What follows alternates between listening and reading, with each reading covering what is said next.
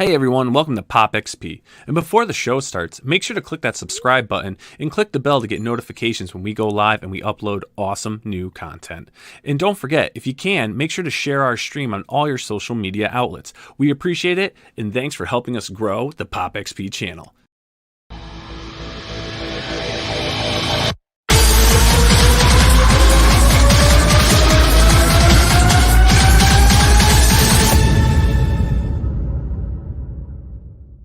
Hey, what's going on, YouTube? It's the brain in the mainframe here now, Scott with the Pop XP.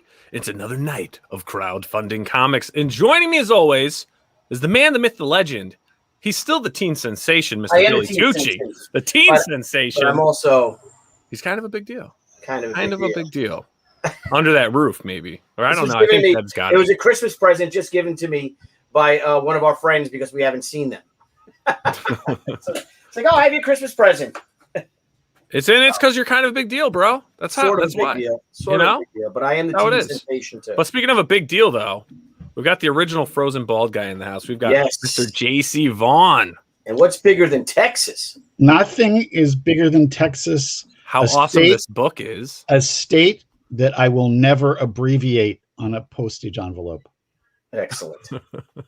How you doing, Jeff? I'm okay. Just back from the Lone Star State.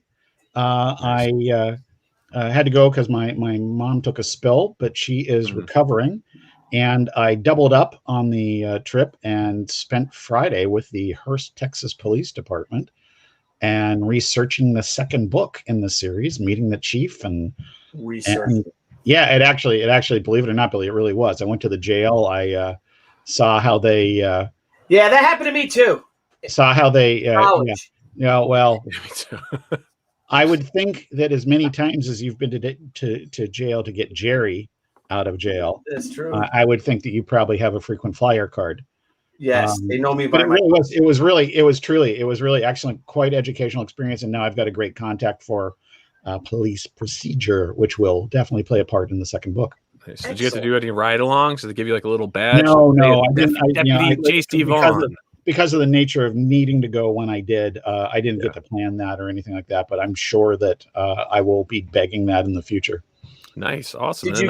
When you flew down, were you able to go to the cockpit and tell the pilot it was your birthday? I was not able to do that, but they dig me those little wings. He's like, they got me. I got a little badge. No, that's cool, man. I'm excited for the next book. And Candace B. Evening to yourself as well. Hey, we got Heroinberg in the house, Igor, Albino, Thunderbuns. What do you mean? Always good to have. It's Igor. Igor. No, it's Igor. I prefer. You know what?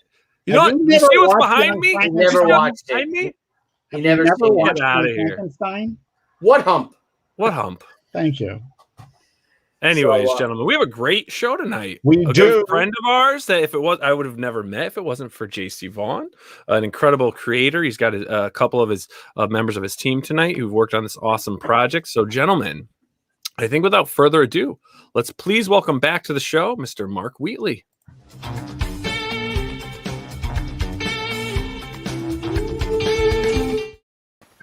Mark, how are we doing? Hi, great to see you guys. Great to have you back. It's nice to be back. Right. Oh, look at that. And zooming in. Oh, what kind of technology is at the Wheatley residence? Yeah. Mine doesn't. Well, my cameraman, Mr. Robot here. That's excellent. I like that. Not only Nile have you added walk-up music for all of us who are sitting, you have Mark now zooms in. This is phenomenal. That's incredible. That's incredible. incredible. Actually, I'm StreamYarding in. I'm not zooming in. Thank you. He's streaming. We have Igor in the audience and iRobot behind the camera. Right. There we go. All right. I just now that we've already established within like the first 45 seconds that Mark, that you like wordplay, before we delve into all the details about your project, the first impulse on Frankenstein Mobster, was it just wordplay or where did that come from? It was just wordplay. Oh, and I really like the subject matter. I mean, I was looking for something that I could do that would allow me to play with classic monsters and a spooky haunted house sort of feel, and that's it. That's what I came up with. You have to kind of leverage attention, and I was looking for something that played off of a classic, notable name. So. Smart. Yeah. So let me tell you, because we're going to get into a campaign, we're going to meet a couple of people, a couple of people that have worked on the project with you. We're going to go through that, but kind of give a bit of an overview about Frankenstein Mobster, because it's not something new that was created for this campaign.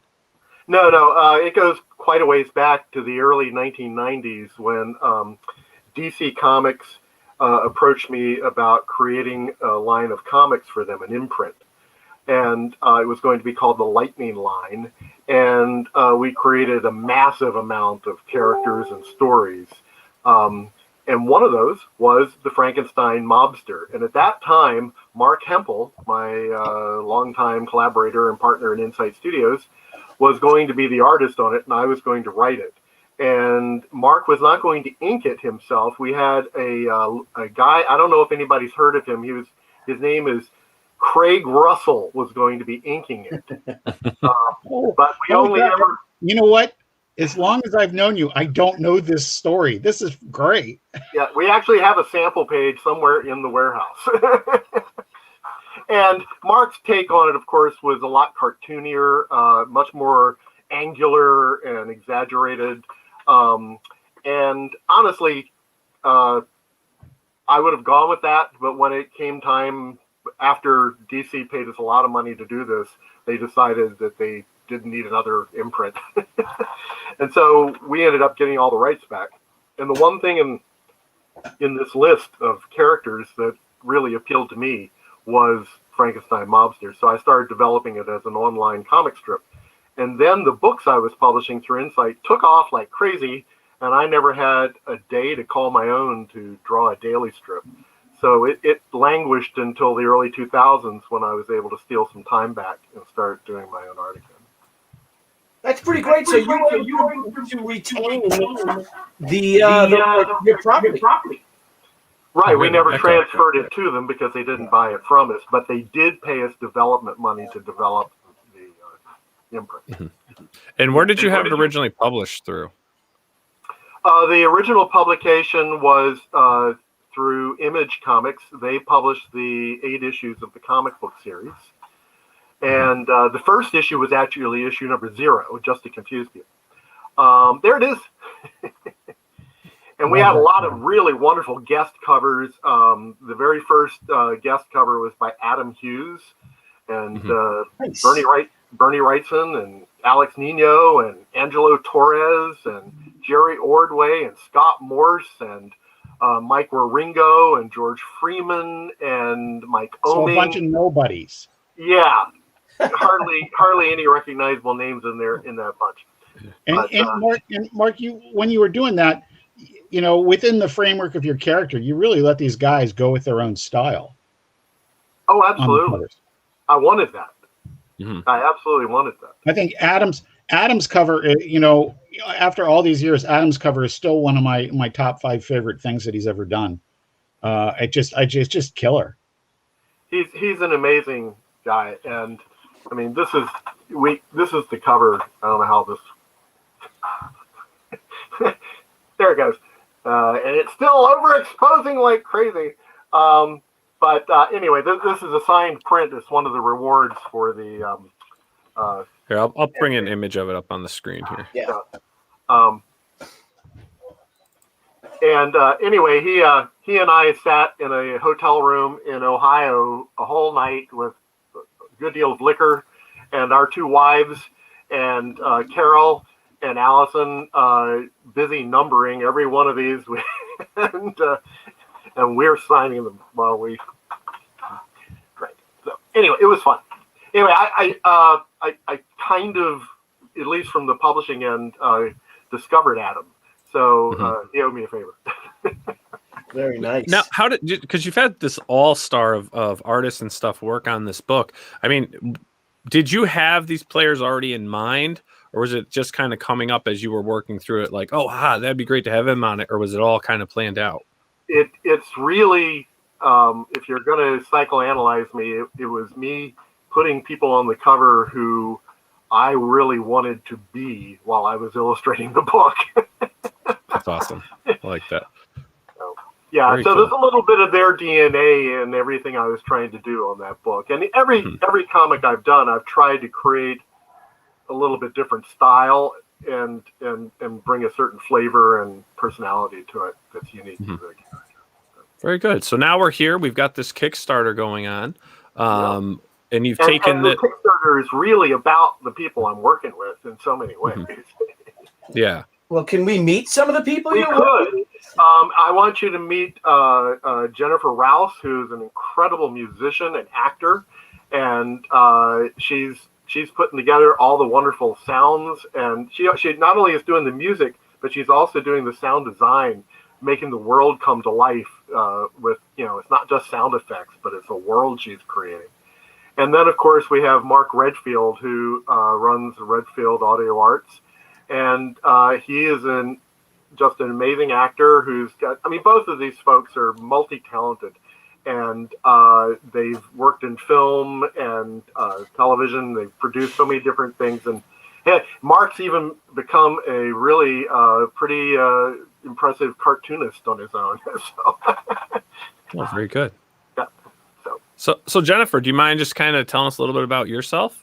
Sure. I've been playing music and writing music for a long time. I started playing when I was maybe like 10 years old, and then all the way up through college. And then I've known Mark for a really long time, and we started collaborating on some things. And then maybe about 2 years ago or so, we got into the audio drama business.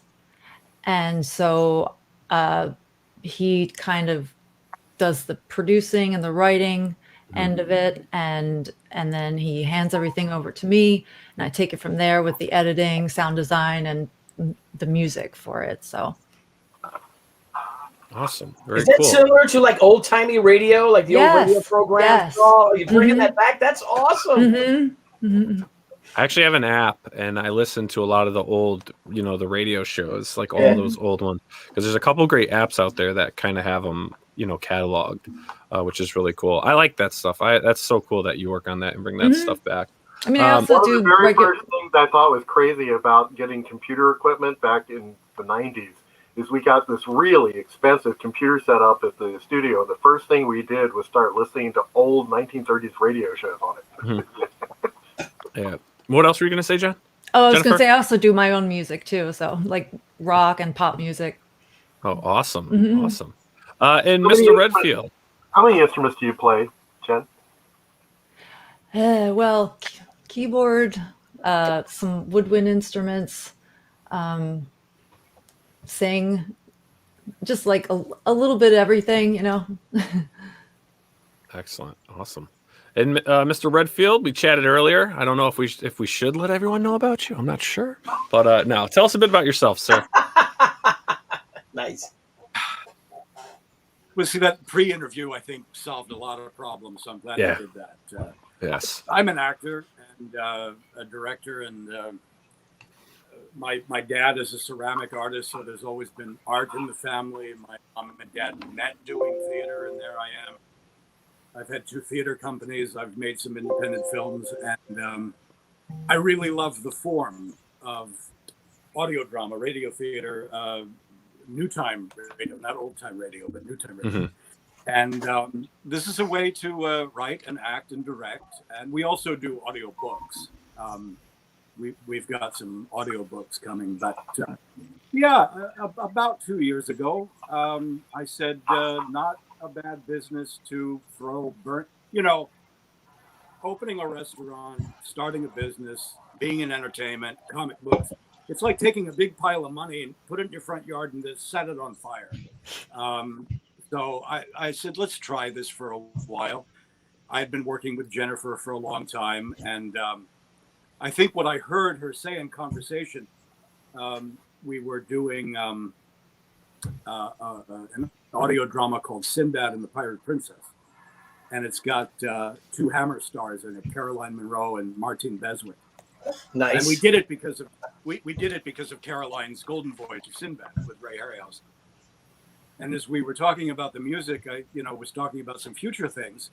And just very quietly, very casually, Jennifer from the console, from Command Central, turned to me and said, well, I can write any genre of music you want. And I said, let's go. And so that's been an enormous, she and her music is 50% of what we do. It really is so much of the audio experience. And so I've been trying to challenge her and us by playing in different genres. He's testing me. I mean, I'm not kidding. We have some fun sci-fi horror coming up.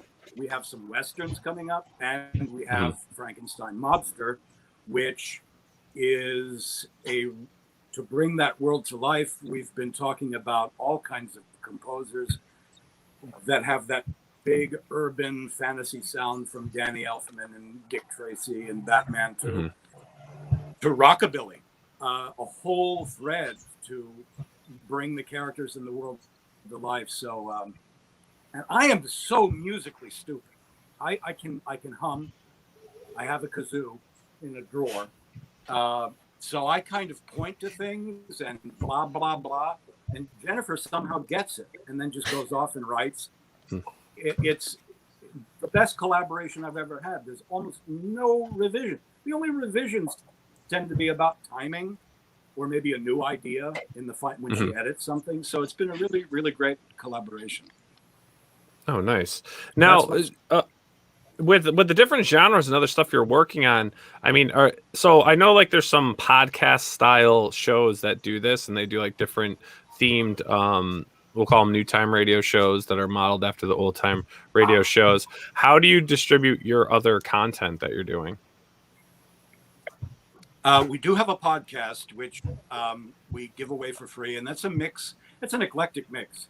It's interviews, actors and writers and creators. I like to talk to other creators, and then there's some weird things that we've got coming up. But our audio drama is distributed worldwide by Oasis Audio, and it's on Audible and Google Play, and everybody who has digital. A few of our titles are on CD, but these days the gap between creator and industry is the same everywhere, whether it's comic books or audio, music, or film. The indie guys are over here building their stuff. Amazon, Netflix, everybody else is over there. And the gulf in my time, in the last 30 years, making films and making audio, keeps the gap keeps widening. So that's why few of our things are actually on physical CD. We do have plans for Frankenstein Mobster, to be a 3 success. Nice. And I'm really jumping the gun because I can't. And I talked to Jeffrey Combs about this morning. We produced Nevermore, An Evening with Edgar Allan Poe, with Jeffrey Combs. That came out last Halloween on Audible. And so we're talking about, it's time to do a 2-disc CD set. And Jennifer, I think, may have told you this morning. Without any prompting, he said, you know what I would love? You know what I dream about? Remember LPs? And it was like, all right, I'll crunch some numbers. And I think this would be a very cool thing to have as an LP. Well, I'm getting ahead of ourselves, but it's one of the things we hope to do with Frankenstein Mobster, is to do a special collectible LP set. So, very cool. That'd be cool to see. Yeah. You did answer my question. Yes. Of that? Yeah. Mark? And the mob seat asked Jennifer, any genre, huh? Even Swedish death metal. There you go. Yeah. No. Probably if I listen to some other example. Or even to Vaughn throat singing. No. I couldn't do that. The challenge is on. No. Let's jump into the campaign here. I'm going to start off. We'll play the campaign video, and then we'll go through the campaign itself. Prepare yourself for a sensational experience with the Frankenstein Mobster.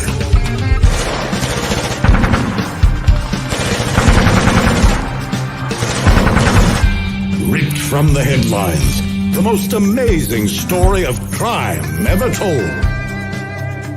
In a city where monsters live and mobsters rule, a mad scientist builds a better mobster. The Frankenstein Mobster. Hi, I'm Mark Wheatley, and I'm the creator of the Frankenstein Mobster. I'm very excited to announce a new full-cast audio drama Monsterama being produced by Mark Redfield and Jennifer Rouse. Hi, this is Mark Redfield speaking to you from the home office, and I cannot wait to continue my contribution and collaboration on Frankenstein Mobster. I'm going to get back to my contribution. One of them is adapting it to an audio drama in a script and then directing and doing some voices. So I hope that you join us and you collaborate with your contribution. Hi, I'm Jennifer Rouse, and I'm going to be the composer and sound designer on Frankenstein Mobster. I'm looking forward to working with Mark Wheatley and Mark Redfield on this project. We're doing a Kickstarter campaign, and we would love for you to contribute. Thank you so much. Come with us to Monstro City. You will walk the streets with ghouls and zombies. With an amazing cast of actors, we will bring this story to life as we have done again and again. And now, Redfield Arts Audio, working with Mark Wheatley, brings the Frankenstein Mobster to spectacular life with a full-cast Monsterama audio drama. Never before has there been such an epic experience of monsters, mobsters, and things that go bump in the night. Join us for a journey into thrills, adventure, and justice. But the Frankenstein Mobster will not be able to prevail alone. Your support will make all the difference. Your rewards will be rich, and we will all have a lot of fun.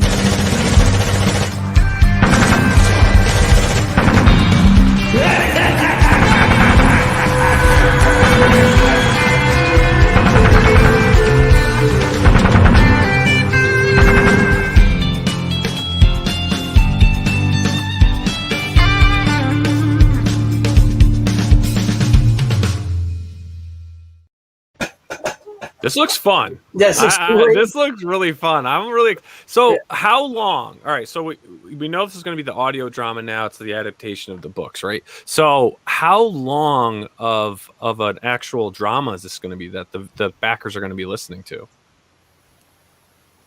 That's a really good question. It's going to be 8 episodes, and they'll be somewhere between 20 and 30 minutes each. Nice. Wow. This has got to get funded because I really want to listen to the bride of Frankenstein Mobster. Well, it's his girlfriend in the next story, but yeah. Oh, Jesus, girlfriend. Nice. So you currently are at 24 days into the. You have 24 days left in this campaign. You guys are about approaching halfway funded. So yeah, we got everyone out there that's watching this live, that's watching this recorded. Make sure to head on your social media. See this? There's a little thing here. You click this, it gives you a link. You take that link and you share it on all your platforms, Facebook, Instagram, Twitter. Do whatever you can, help support the indie community, and spread the word about Frankenstein Mobster audio drama. And the thing that we know is that given what every one of us has all just been through, we know that some of us are not in the place to actually financially support a project right now, but that is far from meaning that you can't help. Sharing this around is how these things succeed. Absolutely. I can't emphasize how much we've gotten help from people who just shared. My reach in social media is not bad, but it is nothing compared to when my fans share it to their friends. Mm-hmm. Hey, there was a question about that Mark ought to answer, and it asked if Vampirella. I think it's Heronberg there. Yeah. Vampirella's in this. Here's a story about Vampirella. Right now, we're giving stuff away. You don't even have to invest in the campaign. We're already giving stuff away. We're giving away a month's worth of free daily comics, and the daily comic story co-stars Frankenstein Mobster with Vampirella. And that's awesome. This is a fully authorized story. We did this originally when I did the cover for the first issue of the Harris version of the Vampirella magazine. And in return for me doing the cover, they gave me the rights to do a Vampirella story with the Frankenstein Mobster.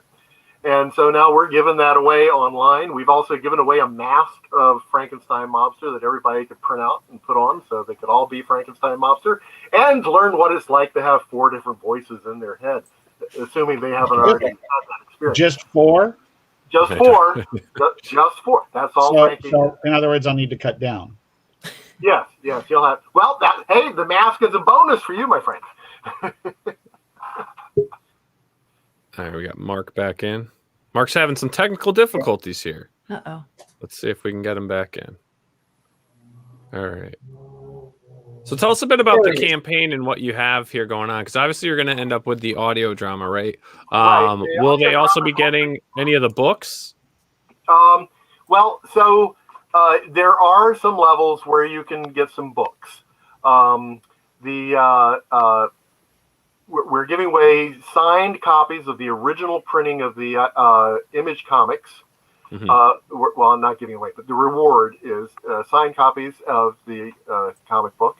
And we're also offering the free online stories of Frankenstein Mobster. But we're also giving a reward levels that include the Adam Hughes signed and numbered print. And that's something. And then if we hit some stretch goals, we're going to get a lot more art and books and things of that sort. So, including... Mark, I sorry to interrupt, but there's a comment in here, I think from Mob Seat. Could we bring that up? Frankenstein Mob Seat? Yes. About the promo video? I know, I'm sorry. That isn't some guy hesitantly talking in his kitchen. Mark, you guys obviously put some effort into the promo video. I got to say, it's one of the best that I've seen in quite a while. And that's the edit version, because when Kickstarter looked at it, they thought, this is too much. You're going to blow people away. Cut it down. Take some of this out. They did that with the rewards, too. They suggested we take out reward levels because they thought we were giving too many options. All right. So, now, the thing that we've got on the screen right there, Scriptastic, I want to ask specifically about that, because one of the things that I was able to do very early on in your process of this was read the screenplay. At what stage in your development did the screenplay come as opposed to the comic books? Okay, so I had done about 3 weeks worth of daily comics in the mid-90s, thinking I was going to do this now that I had gotten the property back from DC, and I was going to do it as a daily comic strip online. Our website for Insight Studios in the mid-90s was doing gangbusters, of attention for webcomics. We had the Sunny Fun Days page, and we were getting over 1 million hits a month for our daily webcomic. So I was all set to jump in on that, and I had a little booklet that I had written some basic concepts about the character and the 3 weeks worth of daily strips sitting on my table in San Diego when this guy walks up and starts going through it, and he says, I want to make a movie of this. And I said, okay, who are you? And he said, I'm Jerry Bruckheimer.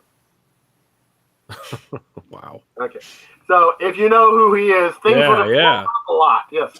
So I told him I didn't even know what it was yet. I wasn't sure I wanted to sell rights to a movie for something I didn't even know what it was yet. Mm-hmm. So he handed me his card and left. And over the next 6 months, I think I was approached by 33 different directors and producers, all wanting a bite of this. So at that point, I sat down and I wrote the film script so that I could get the whole thing down. And then Van Helsing came out, and they decided that anything with classic monsters in it was something the public absolutely did not want to see. Yeah. Now, here's a great question from Igor. Is Frankenstein Mobster an anti-hero or a straight-up protagonist? Frankenstein Mobster, the basic concept is that he's 4 different characters, really. Terry Todd was a police detective, probably the only one who was sympathetic to the cause of the monsters in Monstrose City. And he's killed. He's murdered by the mob. And then parts of his body, along with parts of the bodies of 3 murdered mobsters, are combined to create the body of the Frankenstein Mobster. What they didn't expect is that the souls of all 4 characters are combined as well. That's And great. So Frankenstein Mobster is a character who is in conflict with himself. And I think Faulkner said that that's the only kind of character worth writing about. So I guess I had to. Nice. And then the Mobsy asked, does Frankenstein Mobster sound like Boris Karloff or Edward G. Robinson? Well, that's a good question. Mark has tried. If you'll listen to that opening of the video, Mark has 2 different voices when he says the name. Now, also, are we going to learn? Spoiler alert of the unknown 5th part of Frankenstein Mobster, and would that be Jim Steranko's hair? A lot of people have said that I was doing a parody of Jim when I did it, but I really wasn't thinking of him, although I'm friends with Jim and I've known him for a long time. But it looks like him. It does. I saw it in retrospect. Yeah. So. That's cool. That's funny. I'm sorry. That just went. Once you said that, Billy, it all 2 and 2 just went together right there. Yeah, you can't stop. They have the same tailor. Yeah, they have the same tailor. It is a stylish Frankenstein right there. Yeah, I mean, it's great. You got all your stretch goal 1 here with the different covers. I was so happy to get the Angelo Torres thing. I mean, he's one of my favorite illustrators. Mm-hmm. A lot of modern folks might not know Angelo as well as they should. Angelo is one of the original EC guys. Mm-hmm. Oh wow! Yes, and pretty much established the look of the early creepy magazine. Yeah, and that's one of the things. That's one of the things that gets overlooked, Mark. So it's really good to say that.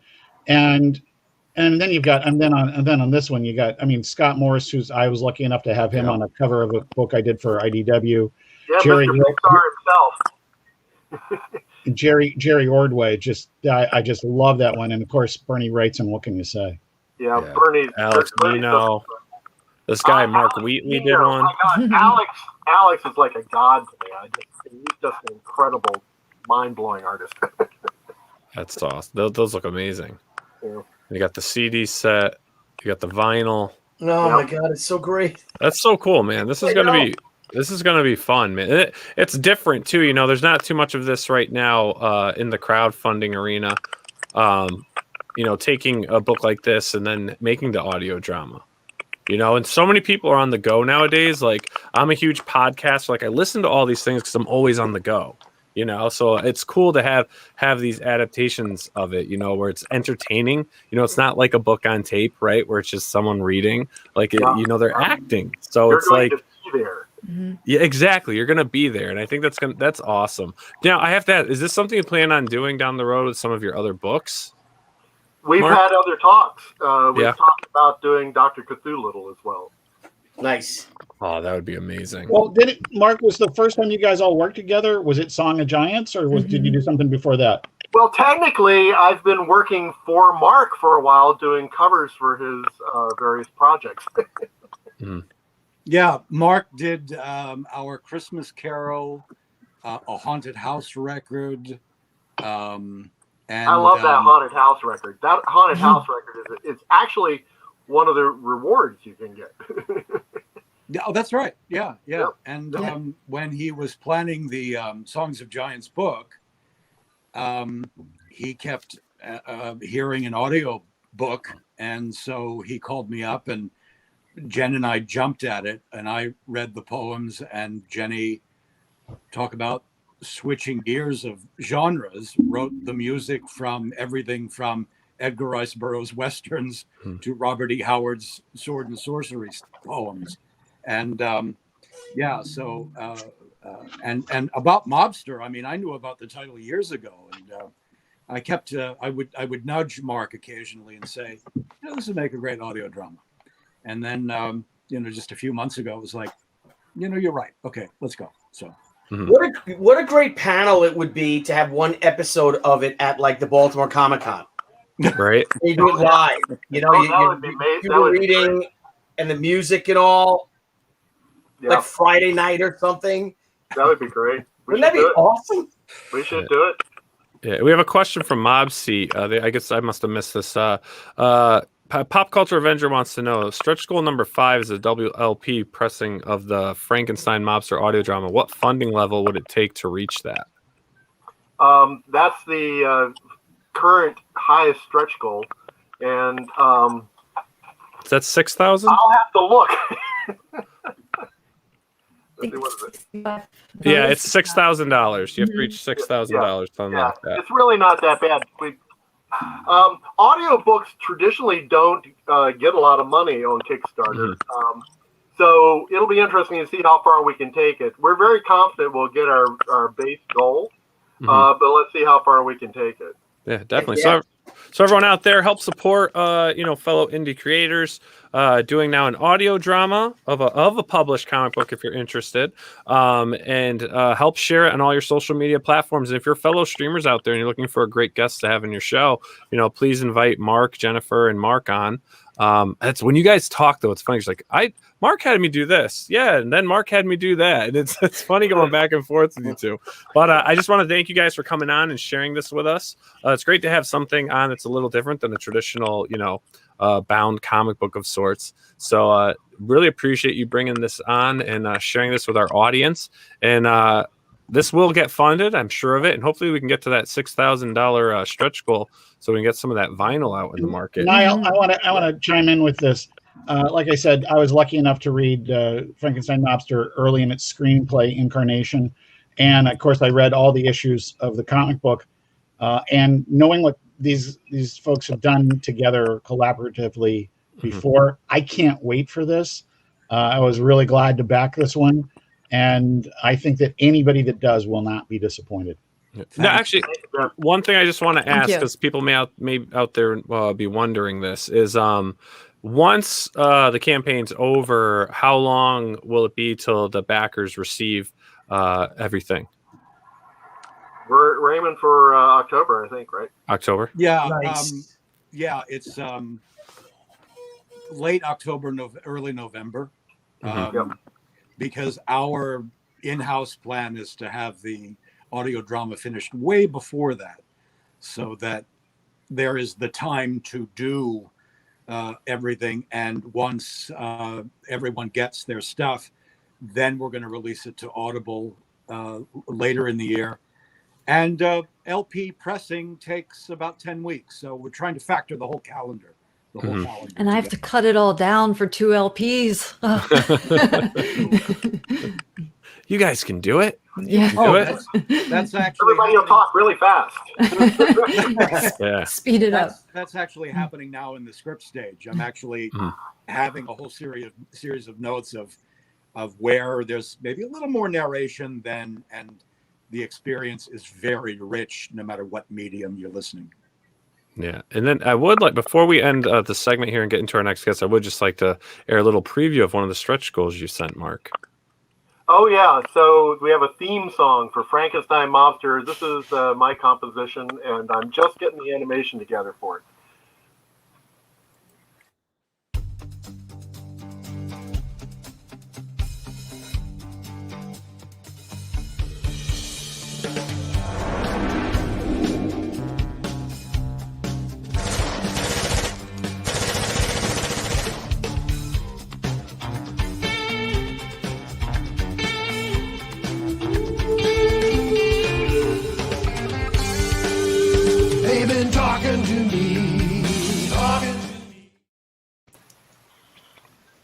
All right, this little snippet. If you want to see the rest, you got to get it to the goal. Yeah. All right. Well, I just wanted to thank Mark for coming back on the show. It's always great having you on. I love all your work. I'm a huge fan of everything you do. Mr. Redfield, Jennifer, it was a pleasure having both of you on the show as well. And I'll extend it out to you. If you guys ever have a project going on and you want to promote it, it doesn't have to just be crowdfunded. Please reach out. We're more than happy to have anyone on to promote their products. There's just a really extensive fee. No, I'm just joking. But you guys are welcome anytime. So with that, I just want to thank you guys for coming on Crowdfunding Comics and showing us this awesome project of Frankenstein Mobster audio drama. All right. Thanks, guys. Thanks, guys. Thank you. All right.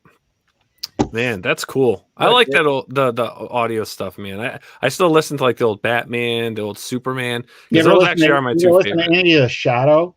The Shadow, yep. The Shadow, particularly some of the early ones, are badass. I mean, some of the early ones, Orson Welles. I know. Yes. I'm telling you, if you just go into your app store, if you go in your app store, and I hate to say it, Android, the Google App Store has more of them. You can download apps, and some of them have almost every audio drama from the early 30s or I don't even know how far they go back. Jeff, you may know better than I, but they definitely go back very far. I grew up with my dad, who always said radio had better pictures. Because it was your mind, Jeff. Yeah, it was your mind. And I find these largely that it was true. Yeah. So brilliant concept. Yes, brilliant. Yes. So speaking of brilliant, we have another great creator in a man who's just really stretching the envelope. My camera seems to have gone out, which seems to suggest that I should go. All right, old bean. I'll talk to you tomorrow. Indeed. All righty, sir. Well, I appreciate you jumping on. I know you're pretty busy. Yeah. All right, Jeff. Have a great night. All right, guys. Bye. All right. Speaking of, again, an indie creator who's just really stretching out in the indie scene. I mean, each campaign he's stepping up to another level. Yes. I mean, before long, this is just going to be definitely a full-time gig for this guy, and the sky's the limit. So everyone, without further ado, let's please welcome back to the show, Mr. Clint Stoker.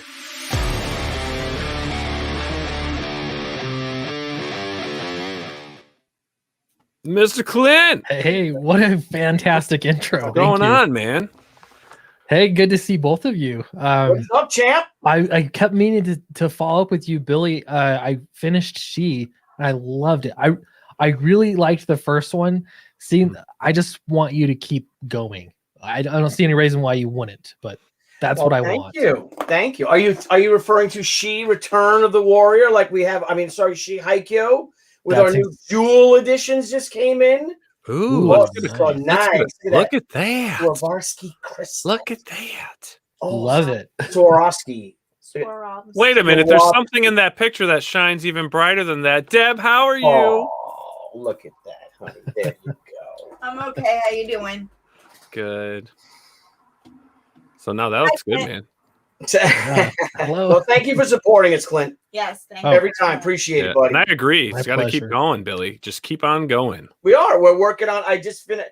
We have 11 pages done of She, the follow-up, the sequel to She Haikyuu, which is She Sakura, which launches in the fall. And we're putting together right now our very first She Omnibus Volume 1, 464 pages.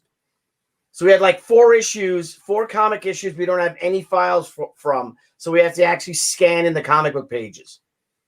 And then we got to digitally, recreate them, play with the levels, with the colors, all that, saturation. And so that's what we've been doing all week. So nice, man. Cool. And then we got lots of work. That's right. All week. Yeah, it's Tuesday. It feels like it's all week. It feels like it's all week. Yeah. What the heck? Enough about me. Let's talk Downcast 3. Submerged. Downcast 3. Yeah. Launched today. Just this morning. It was, for me, just before 10 a.m. Yeah. Oh, Herrenberg, thanks for posting the link. Hey, Nice. It's crazy. To me, this was, because it's my third in a series, and then I also have the Fatal book. So the way I saw things is I'll do, 2 different series and kind of like alternate between the 2. Yeah, good. And just the way life goes, we finished the book, so I figured, well, I guess it's time to launch it because the book's done. So this will be interesting. I'd love to do every book like this, where we have all of the artwork done, the coloring done, everything, and then we just ship it out afterward. So my first time with that, but so far we're off to a good start. I'm pretty happy with it at the moment. So you're to a great start. Yeah. And I have to compare with the other Downcast campaigns to really see how it goes. And anybody that watches my YouTube channel, I probably overanalyze. That's how much I'm analyzing the numbers constantly. But I think if we can hit 12,000, By the time I wake up tomorrow morning, then we're on track to hit the same kinds of numbers that I did on the first 2 campaigns. But I think actually where we're at now, I think we could actually beat that. So I think you will. And what was so? Where was Downcast 2? If we're gonna let's stick with just Downcast. Where was Downcast 2 at this point? Do you since you do your specifics and your number? Yeah. So after the first 24 hours, it was just under $12,000 after the first 24 hours. And so with now, we're close to 11. I've got 2 more streams tonight after this one. So I'm hoping that we'll get there to the 12,000. And then the interesting thing about it too, and you've probably seen this, is that just the fact that we have other books now is the average backer amount is a little higher, which has actually been nice because you're getting new readers. They're buying book 1, book 2, book 3. Yep. So yeah, it's been a great day so far. Great start. And I don't know, we'll just see where it goes. Yeah. Now this one, because I know issue 1, and is issue 2 going through Alterna yet? Not yet. So the way that we did it is we have volumes that were crowdfunded, and then those will translate into broken up single issues. So volume 1 of the crowdfunded version is going to be issues 1 and 2 through Alterna, and issue 2 is coming out soon. I know it's at the printer right now. Volume 2 is the next 2 issues that'll be 3 and 4.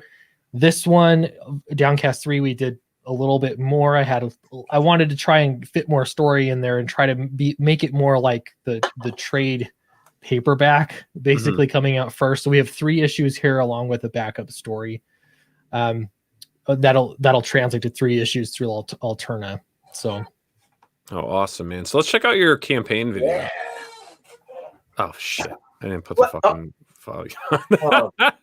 I had it off because I had the other video playing. I didn't want feedback. I always do that. Damn it! So, what you guys have for dinner tonight? This is how it goes. Yeah, yes. we had chicken. Yeah, chicken. I did too. I had chicken. Salad. What about you, Scala? Yeah, I made a chicken stir fry. Nice. Yeah. I might eat some supersada or some provolone tonight. Not provolone. Cheese? No, the really good rich cold cut. It's a cheese. It starts with a P. Provolone. No, that's cheese. It's expensive. It's an expensive cheese that starts with a P. It's not. It's provolone cheese. It's not a cheese. It's it's a meat. Starts with a P. Prosciutto. Prosciutto. Yeah, prosciutto. Is that Isn't that what you said before? No, I said provolone. Supersad.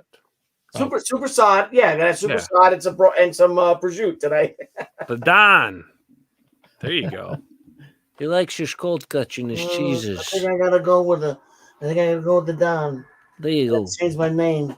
All right, let's check out this campaign. I never did that imitation in my life. I think it was pretty good. Yeah, it wasn't bad, man. Wasn't bad. Let's cut that out, but it wasn't bad. All right. All right, let's watch this video. Here we Let's play that campaign video, Billy. Look at me, I'm doing impressions still. All right, let's play it. I see what no one else can.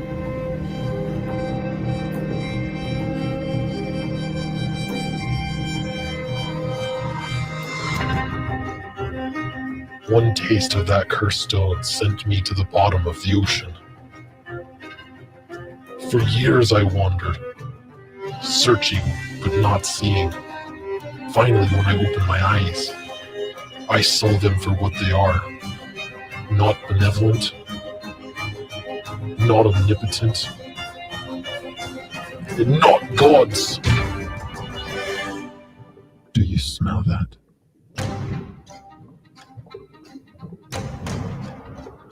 It's here. If you could see what I see, you would understand why I hunt them. Great shot. Yeah, that shark panel has got to be one of my favorites. Yeah.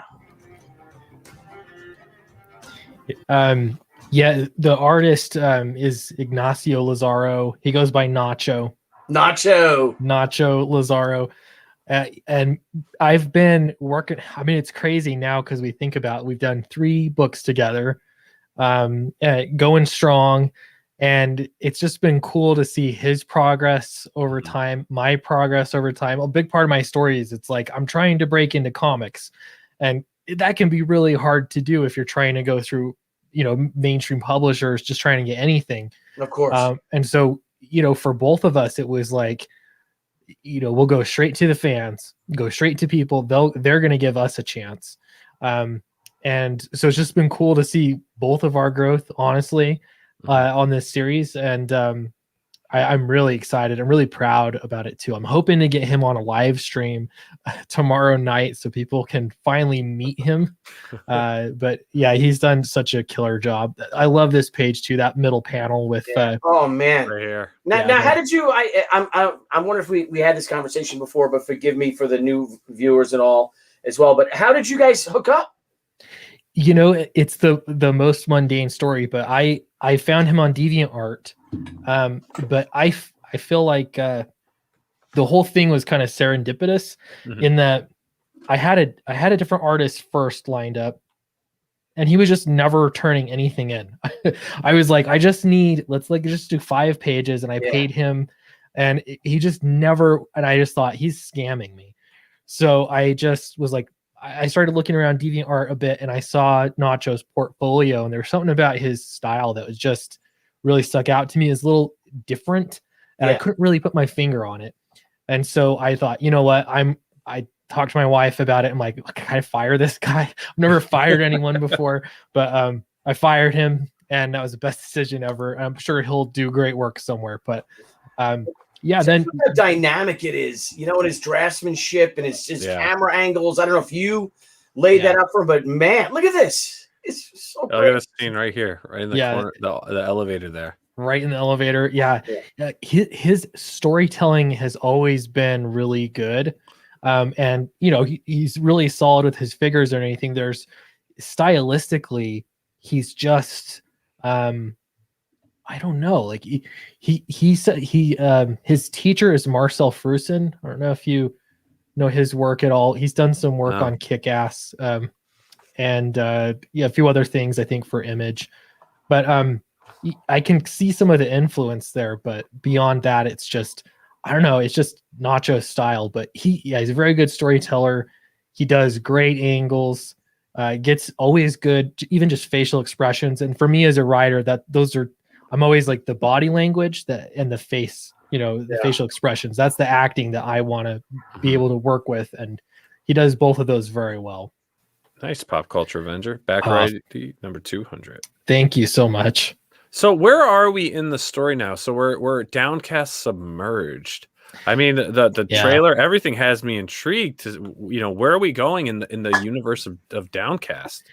Yeah. So I almost have to do 2 pitches because one is for the series, and then one is for this story arc. So this is introducing a new story arc. Downcast, as a series, it's about basically most of humanity has abandoned Earth to go live in the clouds. So they've got a floating city. They've learned. They have, some methods of controlling gravity so that they can maintain life up there. But Joanne and Jax are just a couple of blue-collar teens. They're our protagonists. Their father's imprisoned down on the Earth, and they just happen to get the power to control gravity from the city for about 24 hours. And so a lot of it's about how they use that power to try and exploit it and save their father who's wrongfully imprisoned. That's the first story arc, and that really is sort of the origin story of Joanne and Jax. With Submerged, this really opens it up, and you see this man who has been wandering the ocean floor for hundreds of years, and when he comes up to the surface, he sees that the world is not what it was like when he went down there. So he can't die. He's immortal, but he comes up to hunt some of these invisible gods that are, intertwined in the Downcast lore. So it makes for a fun story. He's sort of a Thor character, sort of a Thor anti-hero kind of character is what I compare him to. I've got a great new villain, which is the guy you see down there at the bottom of the screen. That's Carver. And no coincidence, the next page, you don't actually see him do it, but he cuts his own face, so he's got these big scars down his face, and he's a little off. And so people might remember him from earlier in the series, and I don't know, it's so fun to start building off what I have and add more to it. I really looked at this like, okay, I have learned a lot as a writer. I'm going to pretend that I just got hired to write Downcast, and I'm starting a new story arc. I already have some continuity I have to stick with, but how do I start fresh and start a brand new story arc with new ideas? So that's the way I approached it, and I think it came out really, really good. I'm very confident about this. I think people are going to love it. Now, do you go about the origin story for the for your character that's been, your immortal ocean dweller? Yeah, so he does cover it in this story briefly. I have a backup story that I am drawing. I kept saying I'm gonna have someone else draw it, but a lot of my hardcore fans were like, "No, we want you to draw it. This is your chance to draw something." So if it goes over well, I'd love to do a mini series for him because I have his whole story figured out, and he's such an interesting character. And I have to ask, is he the only immortal in the world of Downcast? That's a great question. There are more. In the first 2 books, there's the main villain Rise, who eats. I mean, if you've never read any of it, it gets a little confusing. But he eats there's a substance that can control gravity, and that's what the brother and sister get. And if you eat it, it'll transform you in some pretty negative ways. And so he is a lot, the monster here, the diver, he's a lot like Rise, the first villain, in that he's eaten a piece of this substance. So can't die. You have some powers, but the downside is you go crazy. You really lose your mind. And now, aside from, does he live in that for the past couple of 100 years? Has he lived in that suit?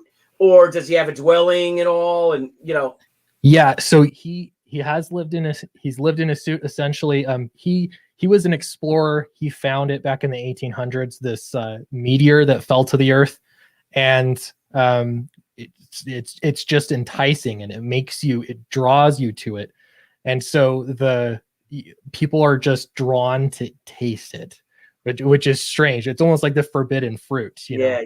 And so he did, and he lost his mind.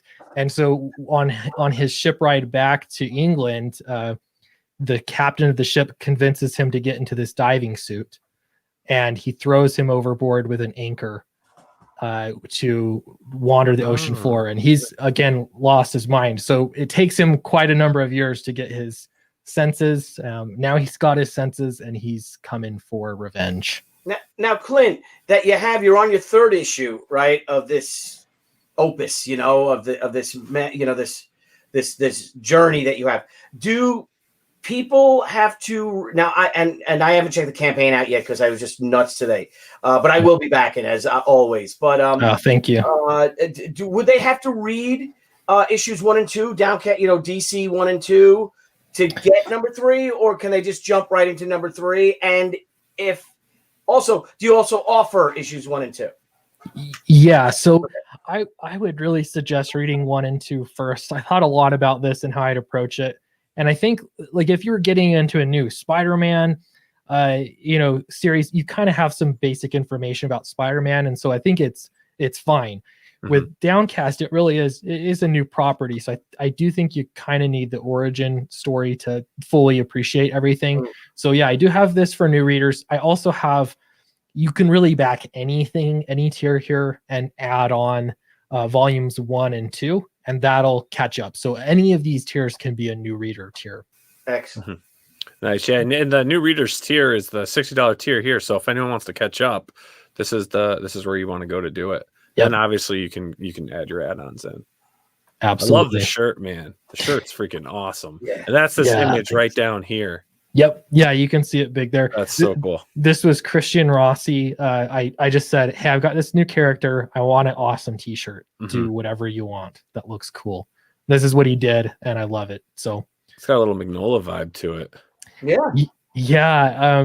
And there's both with Christian Rossi and Nacho Lazaro, they actually know each other. They both live in Argentina, and I'm gonna have to ask so I'm not mistaken, but I think they both study under Marcel Frusen, or they have, and so there's some similarities in their influences. You can definitely tell, but I love their work, and yeah, he did a killer job on this T-shirt. That looks awesome, man. Great project. So now you've been building your comic career through crowdfunding, right? So let me ask you a question, okay? Yeah. You know, and I've seen a couple Twitter posts and things, and I saw this argument going back and forth about people saying, "Oh, you can't be, draining crowdfunding. Crowdfunding is just to launch your product, to get your product developed so that you can go and have your book sold in shops and bookstores and things like that." Yeah. I think it's a bunch of hoopla and just garbage because it's a business platform. It's like a boutique shop that can deliver what you want. I mean, what are your thoughts on people who, or just that whole genre of people just like, oh, well, you can't be using your crowdfunding as your main source of distribution? Yeah, I think that is an outdated way of thinking about crowdfunding. I think initially that might have been the intent of crowdfunding, perhaps. But right now, comics are already such a niche industry, and you make one story and you can really tailor it to a very specific audience of people. And so crowdfunding really lends itself to that, because if you're in touch with the people that want to read that kind of book, why have middlemen in the way? You can just sell directly to them. So I don't foresee me ever stopping crowdfunding. I looked at the potential of, if I can crowdfund on Indiegogo, could I crowdfund on my own website and have it be my own thing? I'm not sure that that's a good idea or not, but it's the same kind of principle of just you build up an audience and point them to a place where they can go and give your book a shot. Yeah. And it's almost like, why would you want to go through like stores now? Why go through the middleman? When you have you have a retailer and a middleman, if you have to go through comic shops. Yeah, and I'll hear people say, well, crowdfunding books are so expensive, though, and you got to make a cheaper option. But I don't think that's not a big hurdle to run through. I think having the crowdfunding where people are backing it, they're getting the special prestige edition, and anybody that has backed my books knows they're like the best print quality, really nice books. If you're getting that, you're getting something special. And then, I've got to deal with Alterna Comics, and they're distributing single issues of the Downcast series through Alterna. I haven't actually been paid yet because it's so, we've only have one issue so far. The second issue is coming out soon, but I suspect it's not going to be, it's never as much money as people think it's going to be, through traditional routes. It's really not a lot of money. So it's mainly just about availability. Mm-hmm.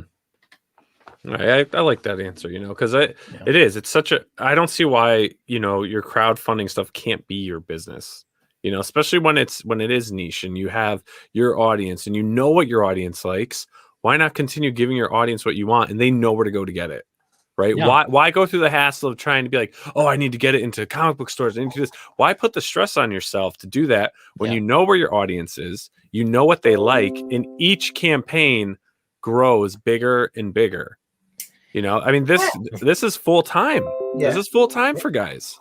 If you girls out there, guys, gals, and non-binaries, and whatever you want to be, this is a full time gig for you. Yeah, I mean, if you deliver on your fans will come back, your readers will come back, and the thing too is that Clint, I don't know if you want to disclose this, but like, what was the print run for Downcast 1?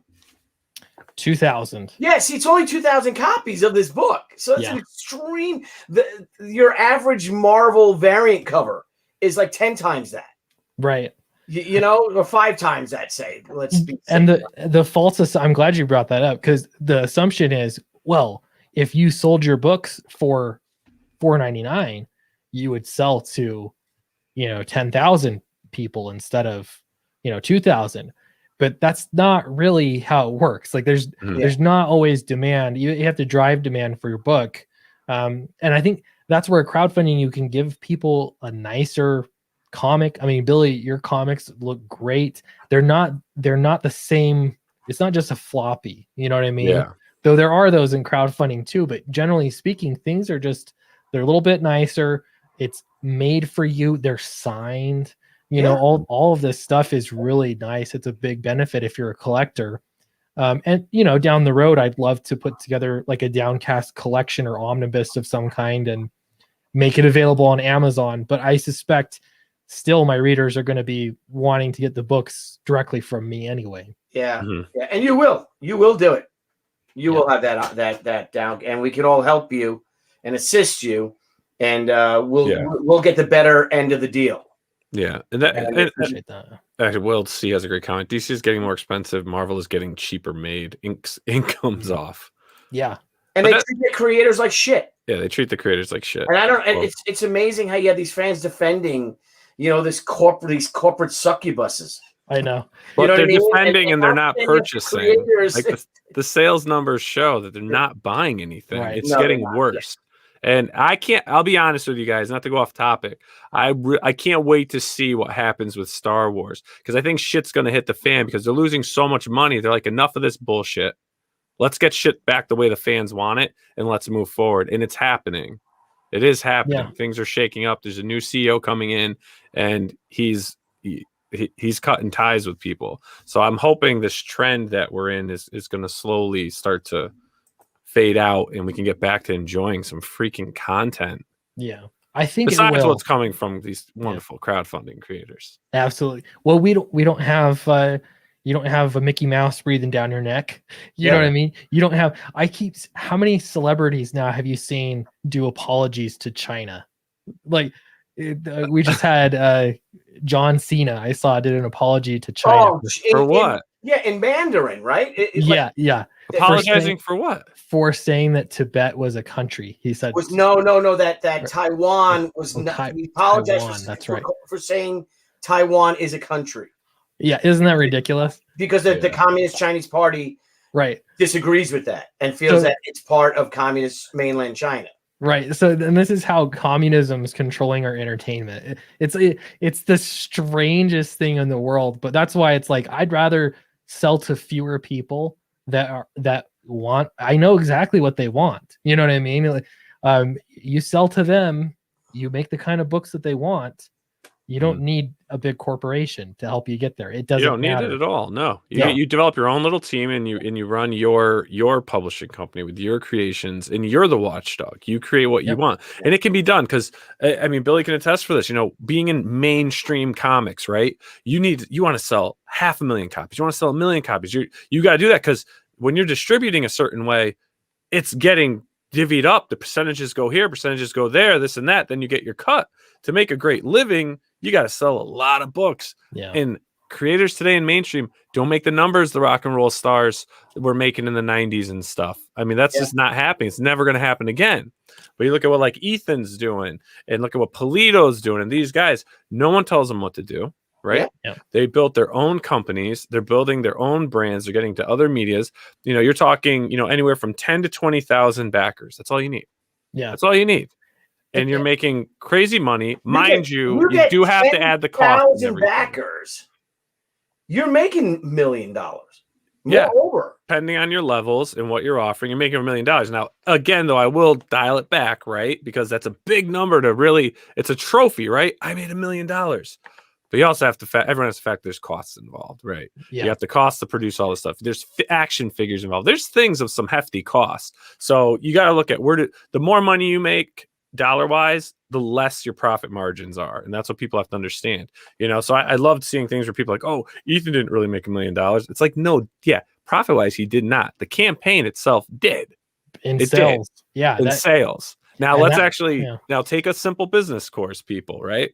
If you look at all your costs and everything involved, of course, he's lucky to walk away with 20% profit, or whatever his numbers are. But when you're dealing with millions and millions, 20, 30s, that's good. That's good profit. That's great income that you're living off of, so kudos to that. Yeah.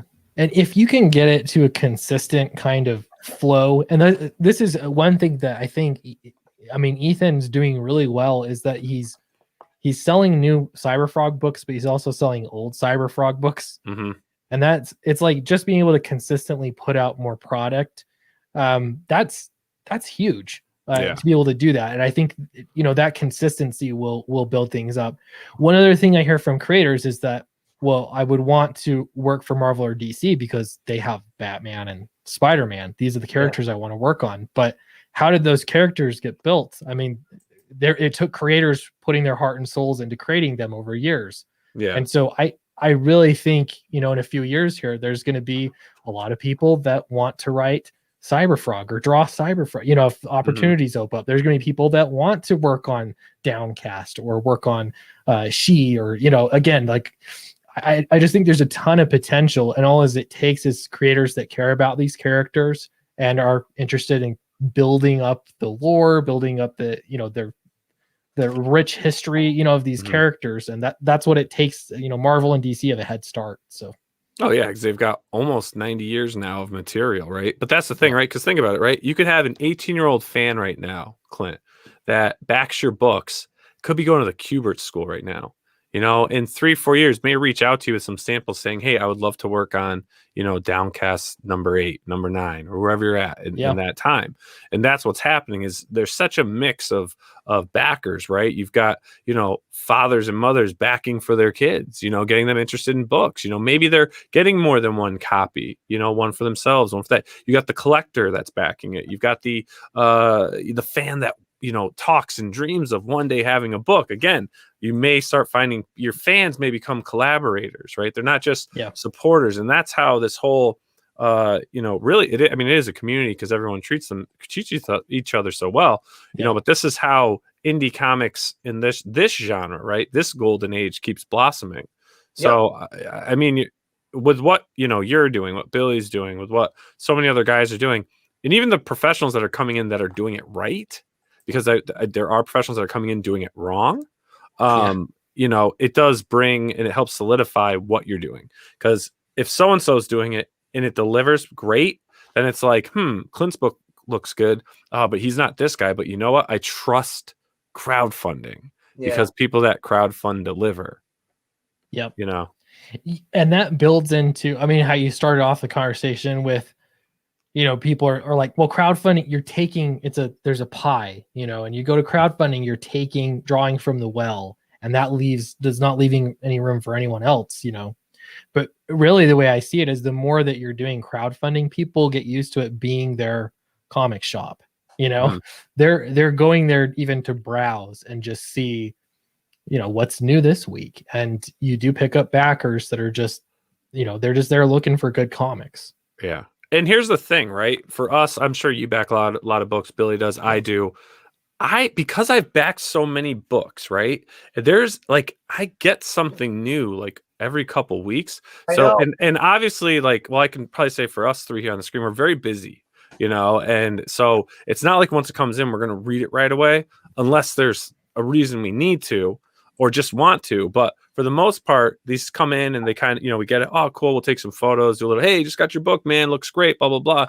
But it's like these things build up. So for me, I'm not like, oh, I read it. And I'm like, oh, I got to wait 4 months for my next book.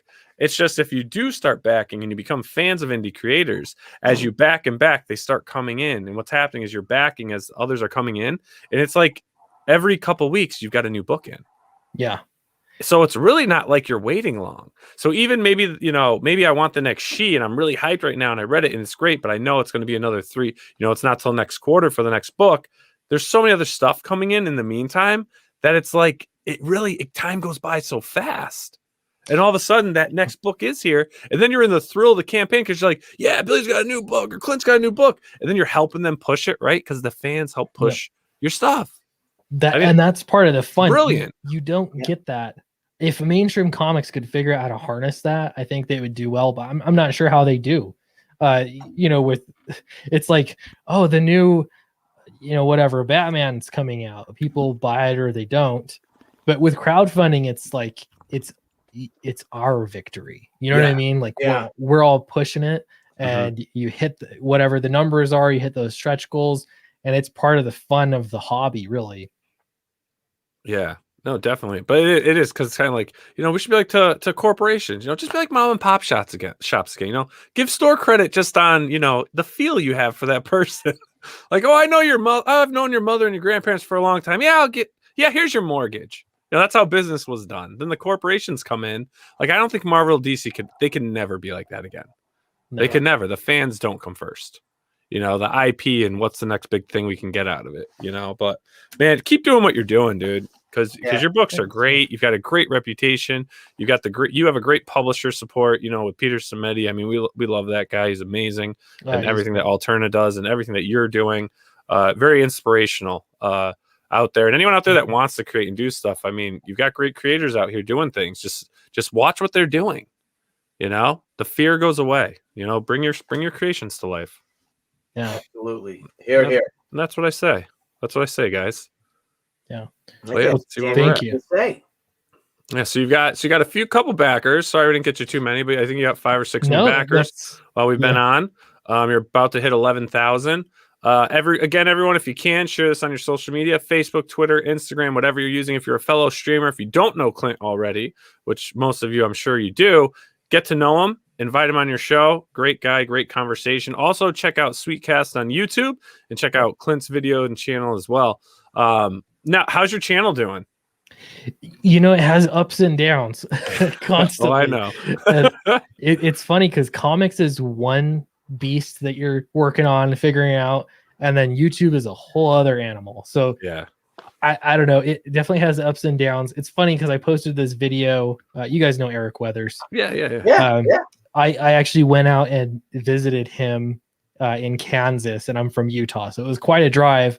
And we thought, let's do a video that'll kind of surprise people that we're at the same place. So I made this video that was 26 seconds long, and that's been my highest viewed video for months. So it's like, well, maybe I'll just do more videos like that. But yeah, ups and downs, but it's a great way to be in contact with people. And I think, man, I've got a few hundred readers out there who are just really dedicated, and they're always, check it for them. It's just the YouTube videos just help them keep, me check up on what I'm doing, and, just know what's happening next, and reading their comments is great. So awesome, it's invaluable.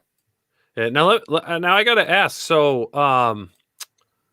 who are you following out there? Has there been anyone new to hit the indie comic book scene, or new to Indiegogo, or maybe even Kickstarter? I'm not sure what you're following. Has there been anyone that's like, whoa, everyone should check this book out? Yeah, definitely. So one that I'm looking forward to is Eric Canetti. He's not new to comics, but he's new to crowdfunding. And from what I've seen of his book, it's amazing. He's gone so far to get like several books done first, because he wants to have a regular publication schedule. Like, he's really committed to making it work in like the ideal way. So he's one I'm keeping an eye on. As far as like YouTube goes, especially Michael Bancroft is just crushing it with his format. He's doing so well with the whole comics YouTube sort of link. I know there are others, but those are the two right now that stick out to me. Nice. Awesome. Well, Clint, man, I just want to thank you so much for coming on the show. Yeah, thanks for reaching out. Whenever you want to come on, hang out and chat with us. Me and the Tooch are going to start getting a little controversial. We're going to start bringing our before and after show conversations to the channel. We like being the nice guys. We like having everyone on, but we also have opinions. Yeah. And we're ready to start. And we're just we're going back. We're just had it because it's like, man. Let's talk about this. Let's talk about that. That's good for YouTube though too. Like, people want to hear that stuff. So I'm all about it. That's a good idea. Yeah, man. So hey, good luck with everything. I hope your other stream. Where are you going to be on tonight so people can follow you? I'm going to be on Michael Bancroft's, and then after that, I'm streaming with Eric Weathers. Awesome. I'll finish this off for the night. Nice. Excellent. Eric Weathers letters. Everything. Right. All right, guys. Well, hey, thanks again for joining us, Clint, and everyone. Tomorrow night we're going to be live again with another episode of Crowdfunding Comics. We'll be joined by Dan Mendoza with Sugar Pop #3, and then we've got Clay Adams joining us. So everyone, I hope you all will tune in with me and Billy as we chat with those fine creators. And we'll see you all on the next Crowdfunding Comics. Great. Have a good one. Yeah. Good luck, Clint. Clint, keep kicking ass, buddy. You're going to hit 200K on this. Thank you. I feel it. I feel it. Yeah, you'll break it. You will.